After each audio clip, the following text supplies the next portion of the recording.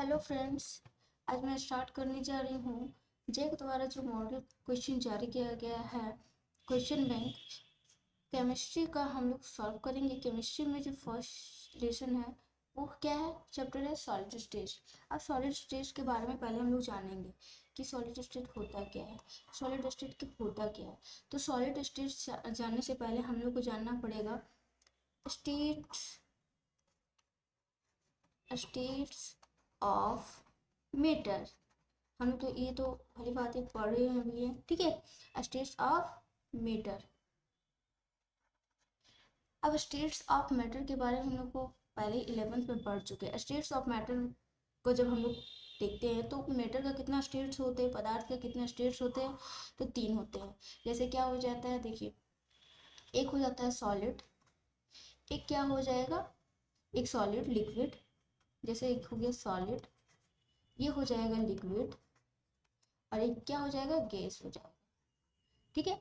अब सॉलिड मेरा क्या होता है, सॉलिड के बारे में हम लोग को पता है कि ऐसा सब्सटेंस या फिर ऐसा मैटर होता है जिसका क्या होता है, वो उसका वॉल्यूम नहीं, क्या वॉल्यूम और जो मास है वो क्या होता है, फिक्स्ड होता है।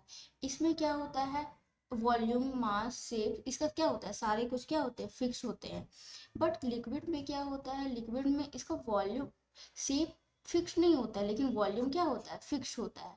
सिर्फ ये क्या होता है, जब हम लोग इसको किसी भी कंटेनर्स में डालते हैं, ठीक है, किसी भी कंटेनर्स में डालने के बाद ये क्या कर देता है, जिस कंटेनर में हम डालते हैं वो उसी का शेप ले लेता है। मतलब इसमें क्या होता है, फिक्स्ड वॉल्यूम तो होता है, बट उसका जो शेप होता है वो फिक्स्ड नहीं होता है। अब इसमें क्या होता है, नहीं तो फिक्स शेप होता है या नहीं फिक्स वॉल्यूम होता है, ठीक है। अब हम लोग इसी में से स्टेट्स ऑफ मैटर के बारे में, इसी को हम लोग सॉलिड को पढ़ेंगे। किसको पढ़ेंगे, सॉलिड को, सॉलिड के बारे में। तो सॉलिड भी हम मेरा कितने तरह का होता है, देखिए सॉलिड कितने तरह, अब सॉलिड हम लोग समझ गए। अब सॉलिड के बारे में देखिए, ये समझ में आ गया कि सॉलिड सॉलिड के बारे में इसका हम लोग क्या करते हैं, प्रॉपर्टीज जान लेते हैं। सॉलिड क्या होता है, सॉलिड एक तरह से क्या होता है, रिजिड होता है, ठीक है। सॉलिड क्या होता है, रिजिड होते हैं। सॉलिड रिजिड होते हैं। फिर बोले तो सॉलिड क्या होते हैं, देखिए इसको इरेज कर देते हैं। उसके बाद सॉलिड का फिक्स्ड हम लोग बोलते हैं, फिक्स्ड शेप भी होता है, फिक्स्ड वॉल्यूम भी होता है, इनकम्प्रेसिबल होता है। मतलब उसको हम लोग क्या कर सकते हैं, दबा नहीं सकते, दबाव नहीं डाल सकते इसमें, ठीक है। दबाने पर उसका कोई प्रभाव नहीं पड़ेगा। अब उसके बाद हम लोग को सॉलिड पढ़ना है, सॉलिड कितने टाइप्स में होता है वो जानना है, ठीक है। तो सॉलिड कितने टाइप्स में होता है वो देखिए, सॉलिड यहाँ पे हम बताते हैं आपको, सॉलिड कितने टाइप से होते हैं। देखिए सॉलिड कितने टाइप से होते हैं, 2 टाइप से। एक क्या हो जाएगा, amorphous solids, amorphous amorphous solids हो जाएगा, यहाँ पे यू है, ठीक है। एमरफस सॉलिड्स हो जाएगा ओ यू एस, ठीक है। एमरफस सॉलिड्स, एंड ये क्या हो जाएगा, क्रिस्टलाइन सॉलिड्स। कितने तरह का होता है सॉलिड्स, 2 तरह का, एक एमरफस सॉलिड्स होता है और एक क्रिस्टलाइन सॉलिड्स होता है। इसी में हम लोग एमरफस सॉलिड्स क्या होता है, हम इसको बोलते हैं नो फॉर्म सॉलिड्स होता है, लेकिन 2 फॉर्म। जैसे इसका जो एमरफस सॉलिड्स है, इसका है, जो इसका जो कंस्टिट्यूएंट पार्टिकल्स का अरेंजमेंट होता है वो रेगुलर नहीं होता है। रेगुलर कहने का मतलब है, जैसे जो इसका है कंस्टिट्यूएंट पार्टिकल्स का जो क्रिस्टलाइन है, उसका जो अरेंजमेंट होता है उसको रेगुलर होता है। जैसे देखिए, अगर हम लोग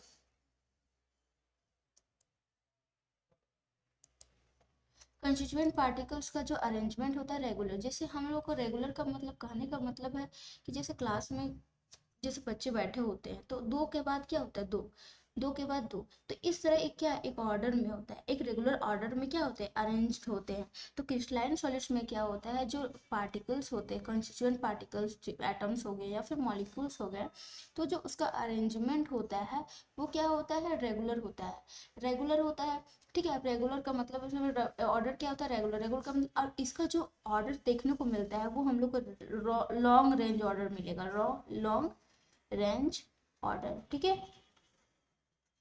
और जो हम लोग को इसका जो एमorphous सॉलिड्स है, इसका जो अगर हम लोग देखेंगे कंस्टिट्यूएंट पार्टिकल्स का जो अरेंजमेंट है वो क्या होगा, इरेगुलर। मतलब समझिए वो रेगुलर नहीं होगा, एक निश्चित ऑर्डर में नहीं होगा, ठीक है। तो इसको हम लोग इसका जब हम लोग इसका जो क्रिस्टलाइन सॉलिड्स सॉरी एमorphous सॉलिड्स का जब हम लोग कंस्टिट्यूएंट पार्टिकल्स का अरेंजमेंट देखते हैं और उसका जो ऑर्डर होता है वो शॉर्ट रेंज ऑर्डर होगा। क्या होगा, शॉर्ट रेंज ऑर्डर, ठीक है। ठीक है, अब हम लोग को सॉलिड्स भी समझ में आ गया। सॉलिड्स जैसे इसका एग्जांपल हम लोग लेते हैं तो क्या हो जाएगा, इसका सॉलिड एग्जांपल्स हम लोग लेंगे तो प्लास्टिक हो गया, ठीक है। फिर प्लास्टिक, रबर, ये वगैरह हो गया। इसका जो एग्जांपल हम लोग लेंगे तो प्लास्टिक, रबर, ये सब, ठीक है। और अगर इसका हम लोग अगर उदाहरण लेते हैं लॉन्ग मतलब क्रिस्टलाइन सॉलिड्स का, जैसे NaCl हो गया, ठीक है। फिर अगर हम लोग लेते हैं तो फिर डायमंड हो गया,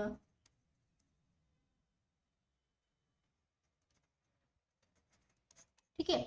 ये अब हम लोग को इसके बारे में समझना था, वो जो कि हम लोग समझ चुके हैं, एमorphous सॉलिड्स क्या होता है और क्रिस्टलाइन सॉलिड्स क्या होता है, ठीक है। अब इसके बाद हम लोग को समझना है, देखिए उसके बाद हम लोग को क्या समझना है, देखिए इसको इरेज कर देते हैं। चैप्टर में बस हम लोग को क्रिस्टलाइन सॉलिड्स के बारे में पढ़ना है। सॉलिड्स दो टाइप से होते हैं, एमorphous सॉलिड्स और क्रिस्टलाइन सॉलिड्स। तो हम लोग को जो भी सॉलिड्स है, सॉलिड्स में, और जो सॉलिड्स है एमorphous सॉलिड्स, वो सूडो सॉलिड्स होता है, मतलब नाम का समझिए। और जो क्रिस्टलाइन सॉलिड होता है वो ट्रू सॉलिड्स होता है, ठीक है। अब हम लोग ये सॉलिड्स के बारे में समझ गए, सॉलिड्स क्या होता है, ठीक है। सॉलिड्स के कितने टाइप्स होते हैं वो समझ गए। उसके बाद हम लोग उसके बारे में, जैसे क्रिस्टलाइन सॉलिड्स का टाइप्स कितना हो गया, एमorphous और क्रिस्टलाइन सॉलिड्स। अब हम लोग को उसी को क्या करना है, क्रिस्टल के बारे में, क्रिस्टलाइन सॉलिड्स के बारे में पढ़ना है। तो आगे हम लोग को पढ़ना होगा बहुत सारे जो सॉलिड्स होते हैं, जो इसका अरेंजमेंट होता है वो रेगुलर होता है, ठीक है। तो उसके बारे में अब अगला क्वेश्चन हम लोग देखेंगे, multiple choice question. Multiple choice question में हम लोग को देखिए क्या है। फर्स्ट है, what is the coordination number of cubic close packing structure. अब हम लोग को कोऑर्डिनेशन नंबर्स क्या होता है, जैसे कोऑर्डिनेशन, जैसे क्यूबिक क्लोज, मतलब हम लोग को पहले क्या जाना है, क्यूबिक क्लोज मतलब जैसे एक, मान लीजिए एक क्यूबिक क्लोज बनाते हैं, ठीक है।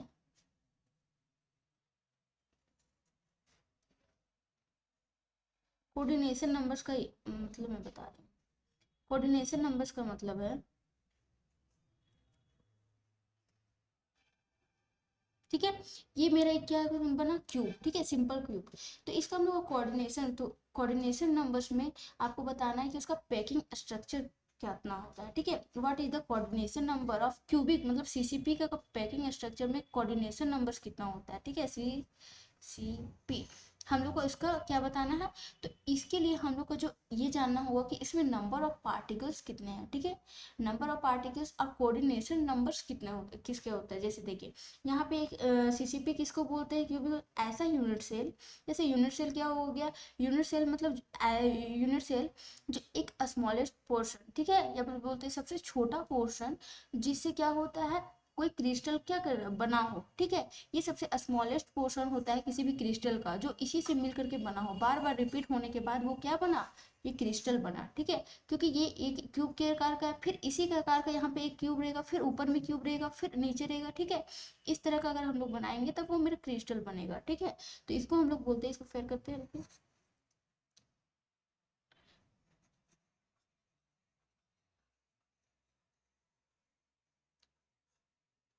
ठीक है। यूनिट से समझ में आ गया। अब हम लोग को इसको थोड़ा फेयर से यहाँ देखते हैं, ठीक है।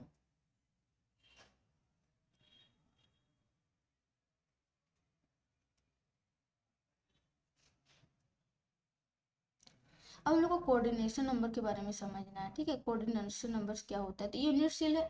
अब यहाँ पे जो कोऑर्डिनेशन CCP का अरेंजमेंट किस टाइप में होता है, ठीक है। CCP में क्या होता है, CCP ऐसा यूनिट सेल होता है जिसमें जो पार्टिकल्स होते हैं कहाँ प्रेजेंट होते हैं, कॉर्नर में भी तो होते ही हैं, ठीक है, कॉर्नर में होते ही हैं, साथ ही साथ कहाँ होते हैं, फेस में भी होते हैं। कहाँ कहाँ होते हैं, फेस में भी होते हैं। ये हो गया CCP। देखिए यहाँ पे भी होंगे पार्टिकल्स, यहाँ पे भी होगा, यहाँ पर भी होगा और यहाँ पे भी। समझ में आ गया। तो इसमें अब अब दिख रहा होगा पार्टिकल्स कितने होंगे, इसके लिए अब ये नहीं जानना हम लोग को है, ठीक है। अब ये हम लोग को समझ में आ गया सीसीपी यूनिट सेल होता क्या है, क्यूबिक क्लोज पैकिंग स्ट्रक्चर, ठीक है। अब हम लोग को जानना है कि कोऑर्डिनेशन नंबर्स क्या होता है। कोऑर्डिनेशन नंबर्स का मतलब है कि एक पार्टिकल्स है जो वो और कितने पार्टिकल से क्या है, घिरा हुआ है, ठीक है, और कितने पार्टिकल से सराउंडेड है, ठीक है।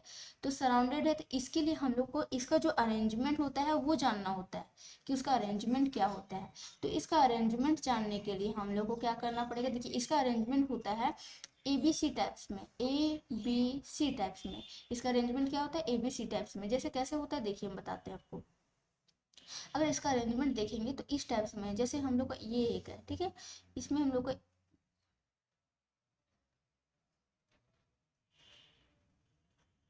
6, ठीक है।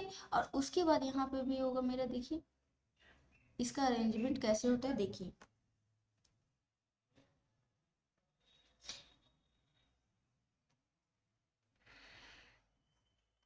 ठीक है, ABC टाइप्स में, ABC टाइप्स में, ठीक है। इसका अरेंजमेंट ऐसे होता है। उसके बाद हम लोग को इसका, अगर हम लोग को इसका हम लोग को कोऑर्डिनेशन नंबर निकालना है, कोऑर्डिनेशन नंबर निकालना है। तो इसका अगर कोऑर्डिनेशन नंबर निकालेंगे तो इसके बाद कितने स्पेयर्स है देखिए, 1, यहाँ पे 2, यहाँ पे 3, 4, 5, 6, 7, 8, 9, और ऊपर में कितना है 10, 11 और ये 12। तो इसका हम लोग को कोऑर्डिनेशन नंबर्स, तो कोऑर्डिनेशन नंबर्स में यही होता है कि एक जो पार्टिकल्स होते हैं वो और कितने स्फेयर से घिरा हुआ होता है, ठीक है। स्फेयर मतलब समझ जाइए, जो पार्टिकल्स होता है उसको हम लोग पॉइंट की तरह में लेते हैं, और पॉइंट में जो लेटिस साइड्स होता है, ठीक है। लेटिस साइड्स क्या होता है, लेटिस साइड्स हम लोग एक पॉइंट को मानते हैं, ठीक है। और पॉइंट क्या रिप्रेजेंट करता है, एक एटम्स को रिप्रेजेंट करता है या फिर एक पार्टिकल्स को, उसको हम लोग बोलते हैं लेटिस साइड, ठीक है, या फिर लेटिस पॉइंट बोलते हैं। तो यहाँ से हम लोग को पता चल रहा है सीसीपी में जो अरेंजमेंट होता है एबीसी होता है। और जो इसका अगर हम लोग को कोऑर्डिनेशन नंबर निकालना है, what is the coordination of cubic close packing structure, इसे जो क्यूबिक क्लोज पैकिंग का ये अरेंजमेंट है और इसका अगर हम लोग कोऑर्डिनेशन नंबर्स निकालते हैं तो ये कितने स्फेयर से घिरा हुआ है, तो इस कितने स्फेयर से घिरा हुआ है 12। तो हम लोग का आंसर क्या हो जाएगा 12। तो यहाँ पे आंसर दिया हुआ है, देखिए आंसर क्या है, ए नंबर में 12 है, 6, 8, 4, तो इसका आंसर क्या हो जाएगा, इसका आंसर हो जाएगा 12, ठीक है। यहाँ तक समझ में आ गया, यहाँ तो कोई प्रॉब्लम नहीं। अब इसको इरेज करते हैं, देखिए आगे क्या क्वेश्चन हम लोग को क्या बोल रहा है।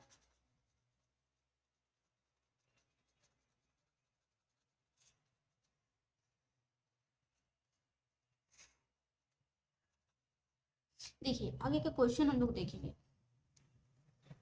आगे का क्वेश्चन हम लोग को बोल रहा है the number of atoms in a body centre cubic unit cell of mono atomic substance. हम लोग को बताना है कि जो number of atoms body centre cubic में, तो बॉडी सेंटर क्यूबिक में क्या होता है देखिए हम बताते हैं आपको। यहाँ से बॉडी सेंटर क्यूबिक में होता है, देखिए ये एक हम बनाते हैं एक क्यूबिक लैटिस, ठीक है, बना दिए। उसके बाद क्या करते देखिए इसको,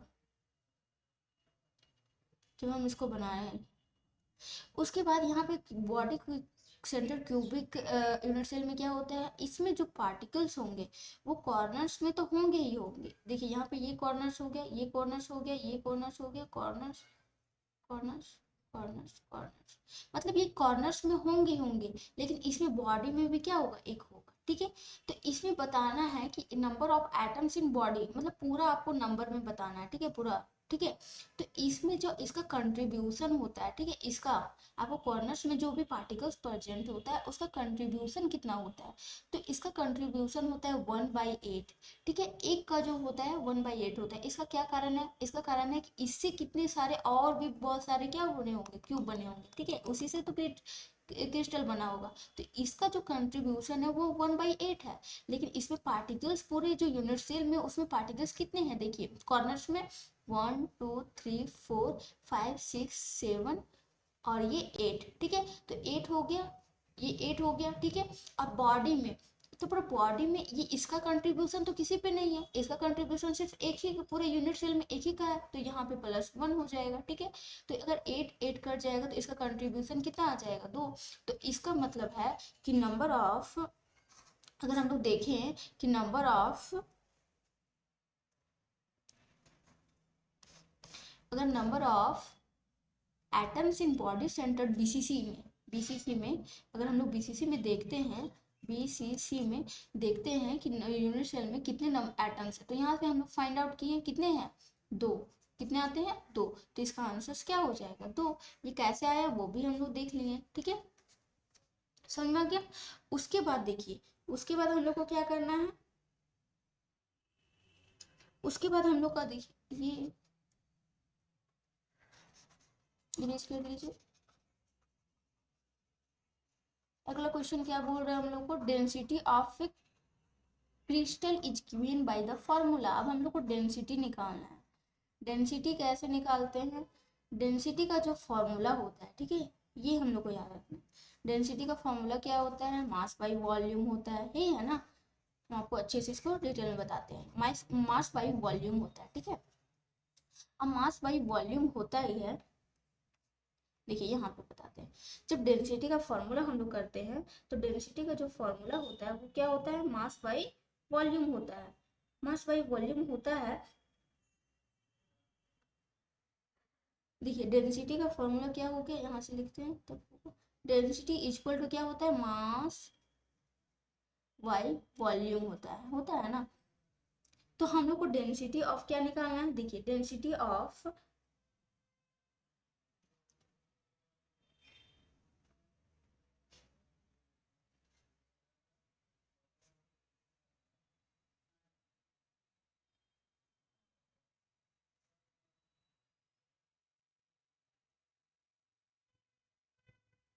जैसे डेंसिटी ऑफ मास, तो इसमें मास बाई वॉल्यूम होता है, तो मास बाई वॉल्यूम के लिए हम लोग क्या करेंगे, तो इसमें मास, तो किसका मास होना चाहिए, मास ऑफ यूनिट सेल। जैसे यूनिट सेल मास, क्योंकि यूनिट सेल का ही निकालेंगे, ठीक है, किसी भी क्रिस्टल या तो यूनिट सेल से होता है, ठीक है, यूनिट सेल से मिलता है। तो मास ऑफ यूनिट सेल निकालेंगे, यूनिट सेल। देखिए ये फॉर्मूला को हम लोग डिराइव करके दिखा रहे हैं, ठीक है। Mass of unit cell by में क्या होता है, वॉल्यूम बाई यूनिट सेल होता है ना, वॉल्यूम ऑफ यूनिट सेल, ठीक है। यहाँ पे स्पेस नहीं है, फिर भी मैं इसको क्या कर रही हूँ, ये क्या होता है, यूनिट सेल, ठीक है। उसके बाद mass of unit cell, volume of unit cell. अब मास ऑफ यूनिट सेल हम लोग कैसे कलेक्ट करते हैं, मास कैसे कलेक्ट करते हैं, मास का एक फॉर्मूला होता है, देखिए मास कैसे कलेक्ट करेंगे, जैसे देखिए मास कैसे निकालते हैं किसी का, अगर मास निकालना हो तो क्या करते हैं, ये जानना होगा कि number of atoms per unit cell कितने होते हैं। जैसे बीसीसी में हो तो बीसीसी में नंबर ऑफ एटम्स कितने होंगे पर यूनिट सेल, 2 होगा। एफसीसी होगा क्रिस्टल में तो कितने हो जाएगा, 4। तो नंबर ऑफ ये क्या हो जाएगा, नंबर ऑफ पर, जैसे ये जेड हो गया, ठीक है, इसको जेड से डिनोट करते हैं, पर यूनिट सेल, ठीक है। नंबर ऑफ एटम्स यहाँ लिखेंगे हम लोग, क्या कर लिखेंगे, atoms, number of atoms per unit cell, ठीक है सर, सेल। अब यहाँ पे ये हो गया, उसके बाद number of atoms per unit cell, and उसके बाद कितना है वो तो हो गया, लेकिन मल्टीप्लाई करेंगे कि इसका जो कितना मास है वो तो मल्टीप्लाई करेंगे ना, मास ऑफ ईच एटम। अगर एक एटम्स का हम लोग को मास पता है तो कितने पार्टिकल्स है या फिर एटम्स है, उससे हम लोग को क्या करेगा, मास निकल जाएगा, ठीक है। अब मास निकलने के लिए बात क्या हो जाएगा, देखिए अगर हम लोग मास कर देते हैं तो इसका फॉर्मूला क्या हो जाता है, मास, अगर इसमें हम लोग इसको क्या कर देते हैं, एम से डिनोट करते हैं, ठीक है, एम। तो यहाँ पे जब हम लोग इसको करते हैं, डेंसिटी बराबर क्या हो जाएगा, देखिए Z equal to, sorry, Z into M, यही होगा ना। उसके बाद एन बाई ए, ठीक है, एम एन होगा। इसमें इसमें मास इसकी जगह हम लोग मास की जगह में देखिए, मास का पता है क्या होता है, मास इक्वल टू क्या होता है पता है, ये इसको जो पूरा है, ये जो मास है इसको एम से हम लोग इसको डिनोट किए हैं, ठीक है। और एम जो है मेरा मास है, उसको कैसे फाइंड आउट करते हैं, देखिए ये फाइंड आउट कैसे करते हैं, मास को कैसे फाइंड आउट करते हैं, मास का जो वैल्यू होता है एम बाई एन ए होता है। इसमें से एम क्या है पता है, एम है मोलर मास ऑफ एलिमेंट, यहाँ पे जो भी एलिमेंट होगा या फिर एटम्स होगा उसका आपको मोलर मास यहाँ बताना है, ठीक है। यहाँ पे m का वैल्यू क्या है, मोलर मास है इसका। यहाँ पे देखिए कहीं पे है ऐसा मोलर मास होगा, और n क्या है मेरा, एवोगाड्रो नंबर, एन ए मेरा क्या है, एवोगाड्रो नंबर, एवोगाड्रो नंबर, ठीक है, गाड्रो नंबर, समझ में आ गया। अब एवोगाड्रो नंबर आ गया, उसके बाद एवोगाड्रो नंबर का वैल्यू होता है 6.022 इंटू 10⁻23, ठीक है। ये मेरा एवोगाड्रो नंबर का क्या होता है, वैल्यू होता है। एवोगाड्रो नंबर का वैल्यू पता चल गया। अब इसमें हम लोग क्या करते हैं, देखिए ये पूरा वैल्यू हो गया। तो अब ये तो पूरा मास मेरा निकला है, ये मेरा क्या निकला, मास निकला। मास का वैल्यू क्या होगा, Z into M by N A, ठीक है। अब हमको यूनिट सेल का क्या निकालना है, वॉल्यूम। तो वॉल्यूम निकालने के लिए हम लोग क्या करते हैं, जैसे यूनिट सेल का वॉल्यूम क्या हो जाएगा, अगर हम लोग ये एक, जैसे ये क्यूब है, जैसे एक मेरा क्यूब है, ठीक है, तो क्यूब है, तो इसको अगर ये पूरा इसका सारा साइड्स क्या इक्वल होंगे, तो क्यूब है, तो अगर ये ए दिया हुआ है, ठीक है, तो इसका जब हम लोग वॉल्यूम निकालते हैं तो वॉल्यूम का फॉर्मूला क्या होता है, ए क्यूब होता है ना। तो उसके लिए मास बाई वॉल्यूम, तो मास हम लोग का ये निकला है, और वॉल्यूम मेरा क्या निकला, ये निकला। तो मास का जब ये हम लोग करेंगे तो Z into M by N A, यही होगा ना। उसके बाद क्या हो जाएगा, ये ए क्यूब। तो ये फॉर्मूला कहीं है, दिख रहा है हम लोग को, Z into M A cube N A. तो देखिए यहाँ पे ये वाला फॉर्मूला हम लोग को दिख रहा है ना, Z into M A cube into N A. तो जिसमें से जेड क्या है, नंबर ऑफ पार्टिकल्स है, ठीक है, पर यूनिट सेल, उसमें कितना है, यूनिट सेल में कितना है नंबर ऑफ पार्टिकल्स। एम क्या है, मोलर मास है, मोलर मास ऑफ एलिमेंट्स है। फिर ए क्यूब मेरा क्या है, ए क्यूब है वॉल्यूम ऑफ यूनिट सेल, ये पूरा यूनिट सेल का वॉल्यूम क्या है, ठीक है, वो है। उसके बाद ये क्या है, एन ए क्या है मेरा, एन ए मेरा है एवोगाड्रो नंबर। यहाँ तक समझ में आ गया। तो मेरा आंसर क्या हो जाएगा, इसका इसका आंसर हो जाएगा, देखिए हम इसको इरेज करके देते हैं। इसको इरेज करने के बाद तो इसका आंसर मेरा क्या हो जाएगा, आंसर नंबर सी, ठीक है, आंसर नंबर सी। इसको इरेज कर देती हूँ ताकि हम लोग को और भी आगे क्वेश्चन। अब अगला क्वेश्चन हम लोग को क्या पूछ रहा है, देखिए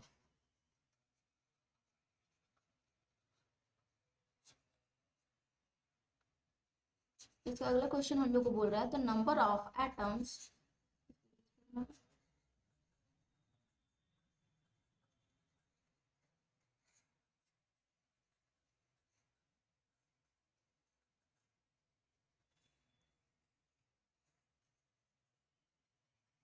देखिए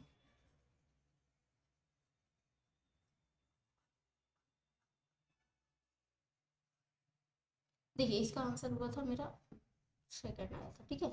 अब हम लोग का अगला क्वेश्चन है the number of atoms in simple cubic unit cell of monoatomic elementary substance, number of atoms of simple cubic. तो इसके लिए हम लोग को एक, देखिए यहाँ पे हम लोग एक बनाते हैं, एक क्यूब बनाते हैं, ठीक है, अच्छा सा। उसके बाद क्या करेंगे, देखिए एक क्यूब बनाने के बाद हम लोग को बताना है कि इसमें नंबर ऑफ एटम्स कितने होंगे, ठीक है। तो इसमें सिंपल क्यूबिक, तो सिंपल क्यूबिक यूनिट सेल में क्या होता है कि जो पार्टिकल्स होंगे वो प्रेजेंट कहाँ होंगे, सिर्फ कॉर्नर में होंगे, सिर्फ कहाँ होंगे, कॉर्नर में। यहाँ पे भी होगा कॉर्नर, यहाँ पे भी होगा, यहाँ पे भी होगा, और यहाँ पे भी होगा, ठीक है। अब कॉर्नर्स में है तो यहाँ पे देखिए हम लोग अभी बताएं कि जो एक पार्टिकल्स का कंट्रीब्यूशन कितना होता है, एक पार्टिकल्स का कंट्रीब्यूशन हम लोग का कितना होता है, 1/8। क्योंकि ये जो पार्टिकल्स है ये सिर्फ इसी यूनिट सेल के लिए नहीं है, इसके बगल में बहुत सारे और भी यूनिट सेल होंगे, उसके लिए ये भी कंट्रीब्यूट कर रहा है, उसके लिए भी है, ठीक है। तो इसका कंट्रीब्यूशन कितना होता है, 1/8। तो अब इस यूनिट सेल के लिए, अब 1/8 का 1/8 होता है, तो यहाँ पे नंबर ऑफ कितने पार्टिकल्स है, देखिए 1 इसमें हो गया, 2 3 4 5 6 7 8, 8 हो गया 1/8। और यहाँ पे 8 जब हम लोग करेंगे तो ये क्या होगा, कट जाएगा, तो कितने हो जाएगा, 1। तो पार्टिकल्स कितने हो जाएंगे, 1। तो इसका आंसर क्या हो जाएगा कि the number of atoms in simple cubic unit cell of monoatomic element substance, तो नंबर ऑफ पार्टिकल्स कितने हैं सिंपल क्यूबिक यूनिट सेल में, एसएससी में, देखिए तो कितना हो जाएगा, 1। आंसर का आंसर क्या हो जाएगा, 1, ठीक है। यहाँ तक समझ में आ गया। उसके बाद देखिए यहाँ पे इसको इरेज कर देती हूँ।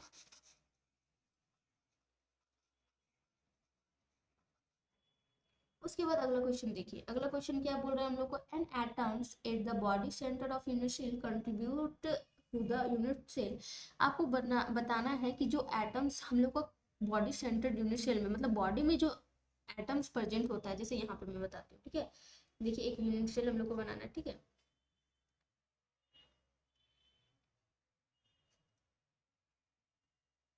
ठीक है, अब यहाँ पे इसका जो हम बताए थे बॉडी सेंट्रल यूनिट सेल में क्या होता है, जो पार्टिकल्स होते हैं वो प्रेजेंट होते हैं वहाँ पे, कॉर्नर्स में तो होते ही हैं, साथ ही साथ क्या होते हैं बॉडी में भी होता है, ठीक है। बॉडी में सिर्फ एक ही होता है, ठीक है। बॉडी में क्या होता है, एक होता है, पूरे बॉडी में एक। तो हम लोग जानते हैं कि जो पार्टिकल्स, जैसे यहाँ पे कॉर्नर्स का जो कंट्रीब्यूशन कितना होता है, 1/8 होता है, ठीक है। तो हम लोग को इसी तरह बॉडी में बताना है, तो ये पूरे यूनिट के लिए एक ही तो है, इसका कंट्रीब्यूशन तो पूरा एक ही है ना, इसका तो और कुछ नहीं है, ठीक है। 1/4 ये तो होना नहीं चाहिए, 1/2 नहीं है, 1/8 भी नहीं है। 1/8 किसका होता है, कॉर्नर्स का, जो कॉर्नर्स में होते हैं, ठीक है। कॉर्नर्स में जो पार्टिकल्स होते हैं उसका जो कंट्रीब्यूशन होता है वो 1/8 होता है। लेकिन जो बॉडी सेंटर में जो बॉडी में होता है वो एटम्स, उसका जो कंट्रीब्यूशन होता है वो कितना होता है, 1 के बराबर, क्योंकि एक यूनिट सेल में पूरा 1 के बराबर, वो पूरा 1 मतलब कंट्रीब्यूट करता है, ठीक है, देता है। तो यहाँ पे इसका आंसर क्या हो जाएगा, आंसर नंबर सी, तो इसका आंसर क्या हो जाएगा, 1, ठीक है।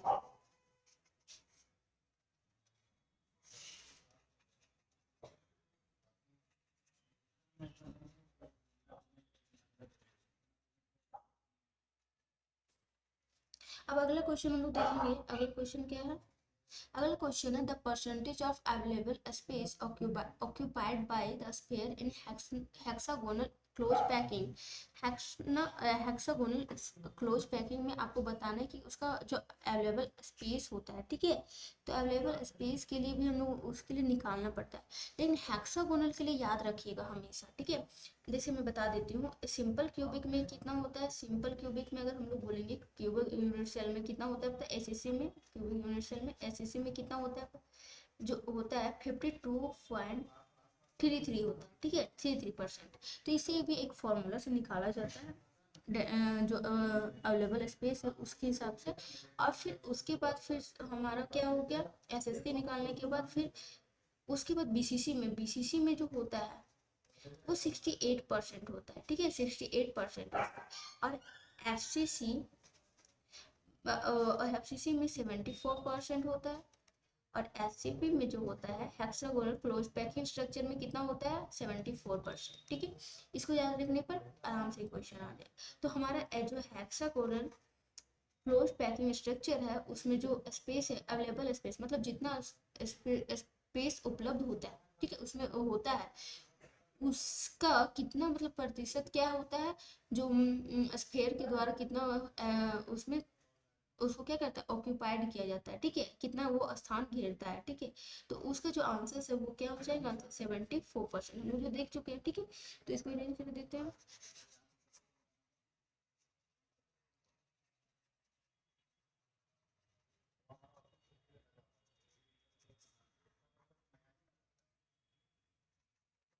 अब अगला क्वेश्चन देखिए, अगला क्वेश्चन क्या है, close packing is maximum in the crystal lattice of. अब हम लोग को बताना है कि क्लोज पैकिंग इज मैक्सिमम किस लैटिस पे होता है। जैसे खुद यहाँ पे हम लोग देखें अभी कि क्या क्या था इसके पहले, सबसे ज़्यादा किस में होता है, जो एसएससी होता है, मतलब जैसे simple cubic close packing structure, उसमें कितना होता है, यूनिट सेल में कितना होता है, 52 होता है, 2.33% होता है, ठीक है। उसके बाद हम लोग जब देखते हैं एफसीसी में तो कितना होता है, 74% होता है, 74% होता है ना, 74% होता है, 74%, ठीक है। उसके बाद हम लोग देखते हैं बीसीसी में जब हम लोग देखते हैं, ठीक है, बीसीसी में देखते हैं तो कितना हो जाता है, बीसीसी में कितना होगा, 68%, 68% हम लोग देखें ना, 68% होता है। तो इससे हम लोग को क्या पता है, सबसे ज़्यादा जो मैक्सिमम पैकिंग किसमें होगा, जिसमें परसेंटेज जो स्पेयर ज़्यादा गिरेगा उसी तरह क्या होगा, उसमें पैकिंग भी ज़्यादा अच्छे से होगा। तो इसलिए इसका जो आंसर हो जाएगा किसमें होगा, फिर एफसीसी। क्योंकि यहाँ पे देखिए, यहाँ पे आंसर मेरा, क्योंकि एससीपी दिया हुआ ही नहीं है, एससीपी दिया ही नहीं है, तो एससीपी को यहाँ पे हम लोग को देखना नहीं है, एससीपी किसके बराबर होता है, एफसीसी के बराबर, इसलिए यहाँ पे जो है हमारा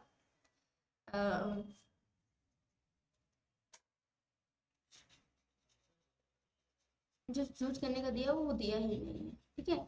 उसके बाद देखिए यहाँ पे ऑप्शन में हम लोग का दिया ही नहीं है एफसीसी, क्योंकि एफसीसी और एससीपी के दोनों का वैल्यू क्या होता है, सेम होता है। जैसे कोई इसमें ऑप्शन में क्या होता है, एच एस सी पी का भी 74% होता है, और क्या होता है एफ सी सी पी का भी मेरा कितना होता है, 74% होता है ना। तो देखिए इसके बाद क्या हो जाएगा, एफ सी सी दोनों का, तो यहाँ पे जो मेरा ऑप्शन है उसमें क्या दिया हुआ है, एफ सी सी दिया हुआ है, इसलिए हम लोग का वैल्यू के जो आंसर हम लोग करेंगे वो सिर्फ एफ सी सी को, ठीक है। तो मेरा आंसर क्या हो जाएगा, एफ सी सी। फेस सेंटर क्यूबिक में का जो पैकिंग होता है वो सबसे क्लोज होता है, क्लोज पैकिंग। अब अगला क्वेश्चन देखिए हम लोग,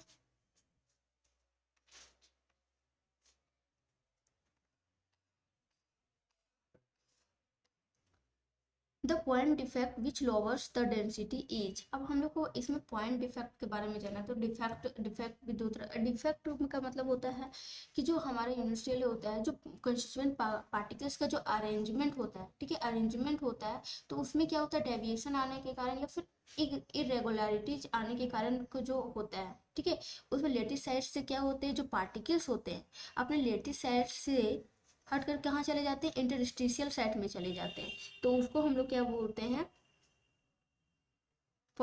इसको हम लोग बोलते हैं इंटरस्टिशियल डिफेक्ट। अब इंटरस्टिशियल डिफेक्ट भी बहुत तरह का होते हैं, ठीक है। पॉइंट डिफेक्ट, जिसमें क्या होता है, एक पॉइंट डिफेक्ट होता है। देखिए पॉइंट डिफेक्ट है, तो पॉइंट डिफेक्ट में भी एक स्टोइकोमेट्रिक डिफेक्ट होता है, जो कि क्या होता है, जिसमें क्या होता है, जो हमारा एलिमेंट या फिर जो हमारे पार्टिकल्स है या फिर जो हमारे नंबर ऑफ कैटायंस और जो रेशियो है, जो भी मेरा मॉलिक्यूल्स होगा उसका अगर हम लोग देखेंगे नंबर्स, रेशियो ऑफ कैटायंस और एनायंस का जो रेशियो अगर हम लोग निकालेंगे कैटायंस का, ठीक है, और एनायंस का जब हम लोग रेशियो निकालते हैं तो वो क्या होगा, चेंज नहीं होगा, हमेशा क्या होगा, इक्वल रहेगा, सेम रहेगा, ठीक है। तो अगर इसमें हम लोग देखते हैं तो हम लोग को इसमें बोला विच लोअर्स द डेंसिटी, मतलब डेंसिटी को कम कौन करता है। तो एक मेरा इसमें जब हम लोग एस्टियोकेमेट्रिक डिफेक्ट में देखते हैं, तो एक मेरा होता है फ्रैंकल डिफेक्ट, एक मेरा क्या होता है, स्कॉटकी डिफेक्ट। तो स्कॉटकी डिफेक्ट में होता है, स्कॉटकी डिफेक्ट में होता है कि जो नंबर ऑफ कैटायंस और नंबर ऑफ एनायंस होते हैं, ठीक है, नंबर ऑफ कैटायंस और नंबर ऑफ एनायंस क्या होते हैं, अपने अपने इंटरस्टिशियल साइड को या फिर अपने लेटिस साइड्स को, सॉरी, अपने लेटिस साइड्स को छोड़ करके, जैसे यहाँ पे कैटायन हो गया, यहाँ पे एनायन हो गया, ठीक है, यहाँ पे कैटायन हो जाए, सॉरी एनायन हो जाएगा, ठीक है, यहाँ पे कैटायन हो जाएगा,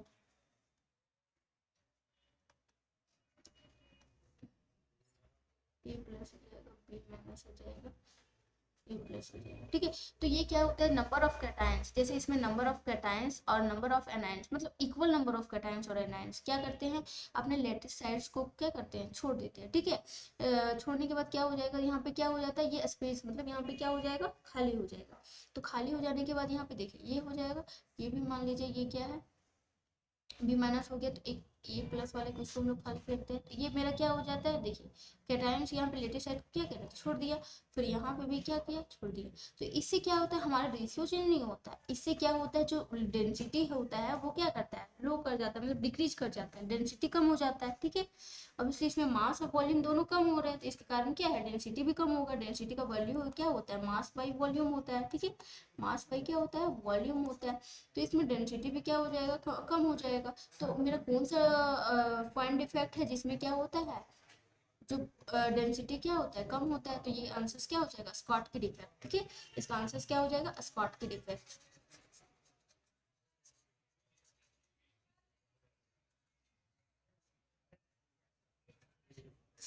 अब अगले देखिए 8 नंबर, 9 नंबर, 9 नंबर में हम लोग को बताना है कि coordination number of chlorine in NaCl structure. तो कोऑर्डिनेशन नंबर ऑफ, हम लोग को कोऑर्डिनेशन, हम बताएं ना आपको, कोऑर्डिनेशन नंबर्स का अगर हम लोग अगर देखेंगे, ठीक है, तो इसका कोऑर्डिनेशन नंबर का जो, सॉरी, कोऑर्डिनेशन हमको बताना है कि NaCl में उसका जो कोऑर्डिनेशन नंबर है, NaCl में कोऑर्डिनेशन नंबर ऑफ किसका बताना है, कोऑर्डिनेशन ऑफ क्लोरीन, क्लोरीन का हमको कोऑर्डिनेशन नंबर बताना है, ठीक है। तो इसको हमको याद रखना होगा, तो इसका आंसर क्या हो जाएगा, coordination of number of chlorine का, तो इसका आंसर हो जाता है 6, ठीक है। अब हम लोग को यहाँ पे देखिए अगला क्वेश्चन क्या है, what types of stoichiometric defects are found in ZnS. अब जिंक सल्फाइड में हम लोग को कौन किस तरह अभी बताया ना आपको, पॉइंट्स डिफेक्ट क्या होता है, एक स्टियोकाइमेट्रिक डिफेक्ट होता है, उसी के अंदर में मेरा क्या आता है, फ्रैंकल डिफेक्ट और स्कॉट की डिफेक्ट आता है। तो यहाँ पे वाट टाइप्स आपको यहाँ पे बताना है, ठीक है, कि कौन सा टाइप आपको दिखता है इसमें।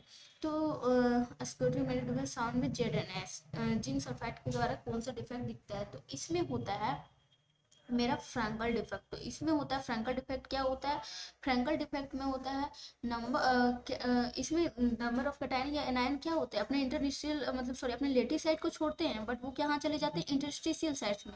इंटरस्टिशियल साइड में चले जाएंगे तो उससे क्या होता है, उनका जो वॉल्यूम होता है या फिर वो क्या करता है, डिक्रीज नहीं करता है, ठीक है, सॉरी उनका या फिर मास जो भी है वो डिक्रीज नहीं करता है, उसके कारण क्या होता है, उसका डेंसिटी जो का सो रहता है, ठीक है। तो इसमें ऑस्टियोकेमेट्रिक डिफरेंस में हम लोग देखते हैं, जब स्पॉट के डिफेक्ट कब होता है, जब नंबर कैटायंस और एनायंस का जो साइज होता है वो क्या होता है, सिमिलर होता है, सिमिलर होता है। लेकिन जब हमारा फ्रैंकल डिफेक्ट कब होता है, जब क्या होता है, कैटायन का साइज एनायन के साइज से छोटा होता है, ठीक है, तब हम लोग का क्या होता है, फ्रैंकल डिफेक्ट होता है। तो इसका आंसर क्या हो जाएगा, 10 का ए, फ्रैंकल डिफेक्ट। तो जेड एन एस में है।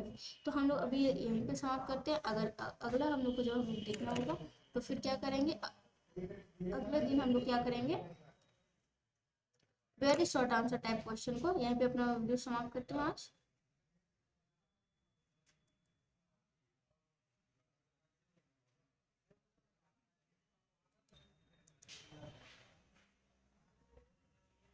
रिकॉर्डिंग बंद था रिकॉर्डिंग